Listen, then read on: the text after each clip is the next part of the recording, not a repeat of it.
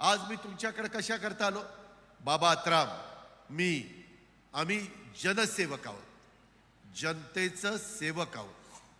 तुम्ही जनता आहे. आम्ही जनतेचा सन्मान करण्याच्या करता काढलेली ही जनसन्मान यात्रा आहे. ह्या यात्रेच्या निमित्तानं आपल्या कुठल्या योजना आहेत? आपला राष्ट्रवादी काँग्रेस पक्षाचा हेल्पलाईन नंबर आहे 9861717171.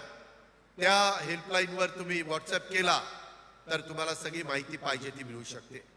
मी यावेळेचा अर्थसंकल्प सादर करत असताना मी आता माझ्या मायमाऊलींना भेटलो.